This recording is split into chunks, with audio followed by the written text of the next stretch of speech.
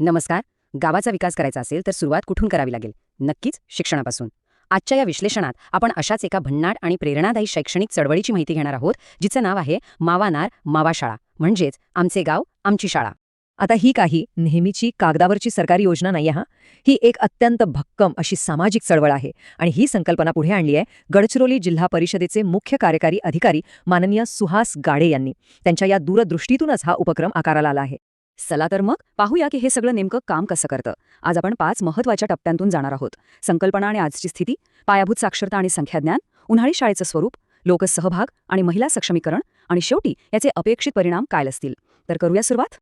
सर्वांत आधी येऊया पहिल्या भागाकडे, संकल्पना आणि आजची स्थिती. आपला देश 2047 पर्यंत विकसित भारत बनण्याचं स्वप्न पाहतोय, बरोबर? पण या स्वप्नाचा पाया कुठे दडलेला आहे? तो आहे गडचिरोलीसारख्या ग्रामीण भागात इयत्ता 1ली ते 8वीत शिकणाऱ्या त्या चिमुकल्यांच्या प्रगतीमध्ये. कारण प्राथमिक शिक्षण हेच त्या शाश्वत भविष्याचं खरं प्रवेशद्वार आहे. पण इथे एक खूप मोठी अडचण आहे, ती म्हणजे लर्निंग लॉस किंवा शिक्षणात पडणारा खंड. होतं काय, दरवर्षी उन्हाळ्याच्या मोठ्या सुट्ट्या लागल्या की मुलांचा शाळेशी आणि अभ्यासाशी संपर्क एकदम तुटतो. मग साहजिकच त्यांची शिकण्याची आणि लक्षात ठेवण्याची क्षमता कमी होते. आणि ग्रामीण किंवा वंचित भागातल्या मुलांसाठी तर हा खूपच मोठा फटका असतो. हे बघा, हे चित्र असरच्या आकडेवारीवरून आणखी स्पष्ट होतं. आणि ही आकडेवारी खरोखरच विचार करायला लावणारी आहे.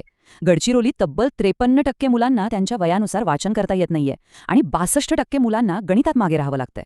विचार करा, याच तफावतीमुळे काहीतरी ठोस आणि तातडीची पावलं उचलणं गरजेचं होतं. आणि इथूनच सुरुवात होते आपल्या दुसऱ्या टप्प्याची, पायाभूत साक्षरता आणि संख्याज्ञान. या गॅपवर किंवा या शैक्षणिक तफावतीवर मात करण्यासाठी हे एक अत्यंत प्रभावी हत्यार आहे.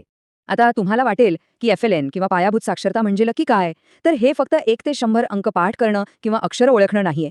3री पर्यंतच्या प्रत्येक मुलाला जे वाचलंय ते समजलं पाहिजे, त्याला स्वतःचे विचार मांडता आले पाहिजेत आणि रोजच्या आयुष्यातली साधी बेरीज वजाबाकी न डगमगता करता आली पाहिजे. हे नुसतं पाठांतर नाही, तर खरं प्रॅक्टिकल नॉलेज आहे. यासाठी प्रत्येक वयोगटानुसार अतिशय विचारपूर्वक टार्गेट्स ठरवली आहेत. 1ली-2रीसाठी साधे शब्द आणि बेसिक गणित, 3री ते 5वीसाठी अर्थपूर्ण वाचन, छोटे परिच्छेद लिहिणे आणि रोजच्या व्यवहारातला गुणाकार भागाकार, आणि 6वी ते 8वीची मुलं काय करतील तर ती तर्कनिष्ठ विचार करायला शिकतील, त्यांच्यात स्थानिक बोलीभाषेत संवाद साधतील. सोप्या भाषेत सांगायचं तर एकदा का पाया पक्का झाला की मुलं पुढे जाऊन शाळा सोडत नाहीत. पण आता एक खूप मोठा प्रॅक्टिकल प्रश्न उभा राहतो. गडचिरोलीसारखा अतिदुर्गम भाग, जिथे तब्बल 1509 गावे विखुरलेली आहेत, तिथे एवढी मोठी योजना पोचणार कशी? आणि सर्वात महत्त्वाचं म्हणजे ती तिथल्या मातीशी, तिथल्या संस्कृतीशी जोडली कशी जाणार? याचं उत्तर आपल्याला मिळतं 3ऱ्या विभागात, उन्हाळी शाळा आणि या उपक्रमाचं नेमकं स्वरूप. उन्हाळ्याच्या सुट्टीत जो वेळ नुसताच वाया जातो, त्याचा एक भन्नाट वापर करण्यासाठी ही पद्धतशीर संकल्पना आखली गेली आहे.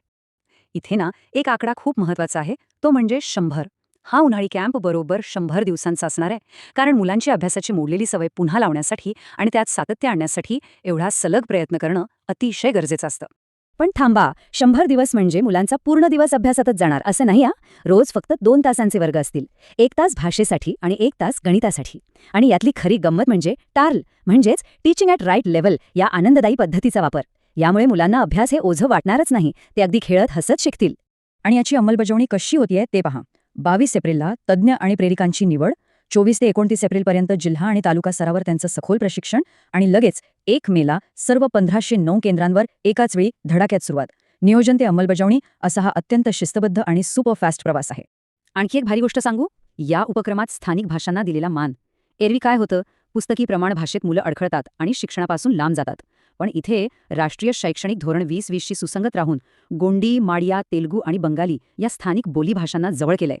यामुळे मुलांना वाटतं की अरे, हे तर आपल्याच भाषेतलं आहे, आणि मग त्यांचा शिक्षणातला रस आपोआप वाढतो. आता आपण वळतोय 4थ्या आणि माझ्या सर्वात आवडत्या भागाकडे, लोकसहभाग आणि महिला सक्षमीकरण. एखादा समाज स्वतःहून पुढे येऊन कसा बदल घडवू शकतो हे इथे पाहायला मिळतं. ह्यामध्ये शिक्षण प्रेरिका नावाची एक खूप महत्त्वाची संकल्पना आहे. गावातल्याच सुशिक्षित महिला आणि उमेदच्या बचत गटातल्या महिलांना ह्या वर्गांचं नेतृत्व दिलं जाणार आहे. म्हणजे एकाच दगडात 2 पक्षी. शिक्षकांची कमतरताही भरून निघते आणि गावातल्याच महिलांना रोजगार आणि नेतृत्व करण्याची संधी मिळते. जेव्हा गावातलीच एखादी ओळखीची ताई मुलांना शिकवायला लागते, तेव्हा गावकऱ्यांचा व्यवस्थेवरचा विश्वास किती वाढेल याची कल्पना करा. आता या तक्त्याकडे पहा. हे सगळं कोणी एकट्याने केलेलं नाहीये. इथे सर्वांचीच साथ आहे. ग्रामपंचायत आणि सरपंच गावातली जागा देतात. झेडपीचे शिक्षक त्यांना मार्गदर्शन आणि साहित्य पुरवतात. शिक्षण प्रेरिका प्रत्यक्ष 2 तास वर्ग घेतात. तर प्रथम एज्युकेशन फाउंडेशन त्यांना तांत्रिक मदत आणि डिजिटल साहित्य देतं. सर्वजण एकाच ध्येयासाठी एकत्र आलेत. हे खरंच खूप कौतुकास्पद आहे. आणि वर्ग कुठे भरणार? तर फक्त नेहमीच्या शाळेत नाही, गावातल्या पवित्र घोटुलमध्ये, समाज मंदिरांमध्ये जिथे जागा मिळेल तिथे हे ज्ञानाचे मळे फुलणार आहेत. शिवाय उमेद मोहिमेच्या माध्यमातून या सगळ्यावर रिअल टाईम लक्ष ठेवलं जाणार. आधुनिक तंत्रज्ञान आणि आपली पारंपरिक संस्कृती यांचे हे असं भन्नाट कॉम्बिनेशन याला एक खरीखुरी लोकचळवळ बनवतं. आता आपण शेवटच्या टप्प्यात आलोय. अपेक्षित परिणाम आणि भविष्य. एवढी सगळी मेहनत घेतल्यानंतर शेवटी काय साध्य होईल? याचे शैक्षणिक परिणाम अगदी स्पष्ट आणि टार्गेटेड आहेत. मुलांच्या वाचन आणि गणितात तब्बल 50% सुधारणा दिसणार आहे. प्राथमिक स्तरावरची शाळागळती शून्यावर आणायचे आणि साहजिकच यामुळे असर चाचणीत विद्यार्थ्यांचे गुण लक्षणीयरित्या वाढलेले दिसतील. हे आकडे फक्त कागदावर राहणार नाहीत, ते वास्तवात उतरतील. या छोट्या छोट्या वाटणाऱ्या गोष्टींचे खूप मोठे दूरगामी परिणाम होणार आहेत. यामुळे नीती आयोगाच्या डेल्टा रँकिंगमध्ये जिल्ह्याची झेप वाढेल. संयुक्त राष्ट्रांचं क्वालिटी एज्युकेशनचं जे शाश्वत विकासाचं ध्येय आहे ना, ते पूर्ण होण्यास नक्कीच मदत होईल. आणि या सगळ्यामुळे हळूहळू पण निश्चितपणे या संपूर्ण प्रदेशाचा मानव विकास निर्देशांक म्हणजेच HDI सुधारेल. मावानार मावा शाळा, आपल्या गावाच्या भविष्याचा मजबूत पाया. मित्रांनो, ही फक्त एक योजना नाहीये, ही एक दृष्टी आहे. जेव्हा गावातलीच माणसं आपल्याच स्थानिक भाषेतून खेळत हसत आपल्याच मुलांचं भविष्य घडवतात ना, तेव्हा तो समाज खऱ्या अर्थाने ताकदवान बनतो. समुदाय जेव्हा स्वतः शिक्षणाची जबाबदारी घेतो तेव्हा ते शिक्षण शाश्वत होतं. तुम्हाला काय वाटतं? गडचिरोलीचं हे मॉडेल उद्या संपूर्ण देशासाठी एक प्रेरणादायी दिशादर्शक ठरू शकतं का? नक्कीच ठरू शकतं. यावर विचार नक्की करा. वेळ दिल्याबद्दल आणि हे विश्लेषण पाहिल्याबद्दल खूप खूप धन्यवाद.